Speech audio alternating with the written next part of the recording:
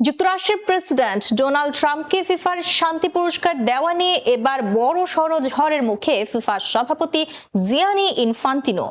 ট্রাম্পকে এই পুরস্কার দেওয়ার সিদ্ধান্তে ক্ষুব্ধ হয়ে ইনফান্তিনোর বিরুদ্ধে আনুষ্ঠানিক তদন্তের দাবি জানিয়েছেন ইউরোপীয় পার্লামেন্টের 50 জন সদস্য। ফিফার নৈতিকতা কমিটিকে এই বিষয়ে দ্রুত পদক্ষেপ নেওয়ার অনুরোধ করেছেন তারা। মূলত যুক্তরাজ্য ভিত্তিক ক্রীড়া মানবাধিকার সংস্থা ফেয়ার স্কয়ারের করা একটি অভিযোগের প্রতি আনুষ্ঠানিক সমর্থন জানিয়ে চিঠি দিয়েছেন ইউরোপের 13টি দেশের এই আইন প্রণেতারা।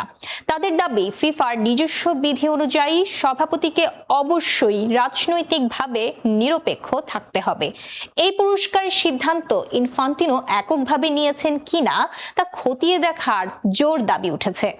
ফিফার 211টি সদস্য দেশের মধ্যে এখন পর্যন্ত শুধু নরওয়ে এই বিতর্কের বিরুদ্ধে অবস্থান নিয়েছে। তবে ইউরোপীয় পার্লামেন্টের এই চিঠিতে শুধু ট্রাম্পের পুরস্কারই নয়, সৌদি আরবের তেল কোম্পানি আরামকোর সঙ্গে ফিফার সাম্প্রতিক স্পন্সরশিপ চুক্তিরও তীব্র সমালোচনা করা হয়েছে। আরামকোকে বিশ্বের সবচেয়ে বড় কর্পোরেট দূষণকারী প্রতিষ্ঠান হিসেবে আখ্যা দিয়েছেন তারা। বিশ্লেষকরা বলছেন 2015 সালে সেপ ব্ল্যাটারের পদত্যাগের আহ্বানের পর ফিফার সুশাসনহীনতার বিরুদ্ধে ইউরোপীয় নীতি নির্ধারকদের পক্ষ থেকে এটি সবচেয়ে জোরালো এবং বড় ধরনের হস্তক্ষেপ।